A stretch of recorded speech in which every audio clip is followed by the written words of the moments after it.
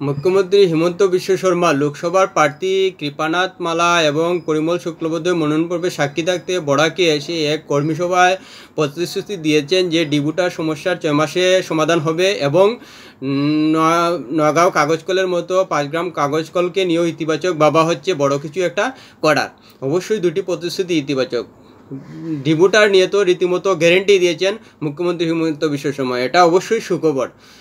এখন ডিবুটার যে কী ধরনের যন্ত্রণাদায়ক সেটা বলার অবশ্যই অপেক্ষা রাখে।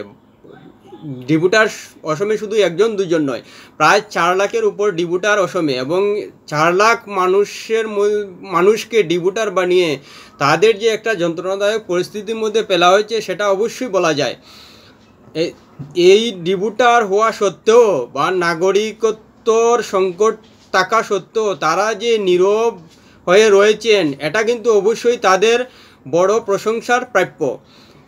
কিভাবে সেটার একটা উদাহরণ হলো যে অসমীয়ারা নিজেদের ভাষা এবং অস্তিত্ব রক্ষার জন্য লাগাতার আন্দোলন করছেন, শুধু আন্দোলন নয় তীব্র প্রতিবাদ করছেন শুধু ভাষা এবং অস্তিত্ব রক্ষার জন্য। কিন্তু যেসব ডিবুটার নিজেদের নাগরিকত্ব সংকটে, নিজেদের জীবনের অস্তিত্ব সংকটে, সেই জীবনের অস্তিত্ব সংকট থাকা সত্ত্বেও তারা সেভাবে প্রতিবাদ আন্দোলন করছে না, বরং নীরবে আদালতে হাজির হয়ে নিজেদের মামলা লড়ে আর্থিকভাবে ক্ষতির সম্মুখীন হয়ে শারীরিকভাবে দখল সহ্য করে মানসিকভাবে অস্বস্তি ভোগ করেও সেই মামলা থেকে রেহাই পেতে, নাগরিকত্ব পেতে চেষ্টা করে যাচ্ছেন নীরবে। এটা অবশ্যই তাদের প্রশংসার দাবি রাখে। কেননা ভাষা এবং অস্তিত্ব রক্ষার জন্য যারা জানপ্রাণ লড়িয়ে দিচ্ছেন তারা কিছুতেই বুঝতে পারবেন না যে নিজেদের জীবনের অস্তিত্ব সংকট হলে কিভাবে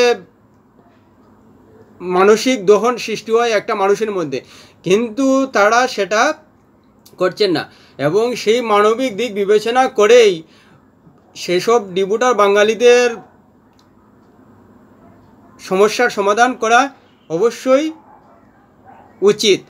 আর মুখ্যমন্ত্রী হিমন্ত বিশ্ব শর্মা এ নিয়ে গ্যারেন্টি দেওয়ায় অবশ্যই আশা করা যায়। কেননা মুখ্যমন্ত্রী পদে বসার পর হিমন্ত বিশ্ব শর্মা একের পর এক যে প্রতিশ্রুতি গ্যারেন্টি সহকারে পালন করছেন তাতে অবশ্যই 6 মাসের মধ্যে লোকসভা নির্বাচনের পর সে নিয়ে তিনি সচেষ্ট হবেন এবং সেই সব জীবনের অস্তিত্ব নিয়ে ভোগা ডিবুটার বাঙালিদের জীবনে আশার সঞ্চার করবেন এবং একজন স্মরণীয় এবং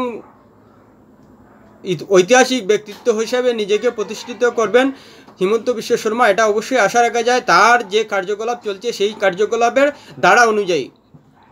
এখন দেখা যাক তিনি সেই প্রতিশ্রুতি অক্ষরে অক্ষরে পালন করেন কিনা এবং নিজেকে অন্যদের তুলনায় একটা মানবিক মুখ হিসাবে এবং ঐতিহাসিক একজন দক্ষ ব্যক্তি হিসাবে কতটুকু প্রতিষ্ঠিত করতে পারেন। ভিডিওটি ভালো লাগলে অবশ্যই লাইক এবং কমেন্ট করবেন এবং পরবর্তী ভিডিও পেতে সাবস্ক্রাইব দিয়ে রাখবেন।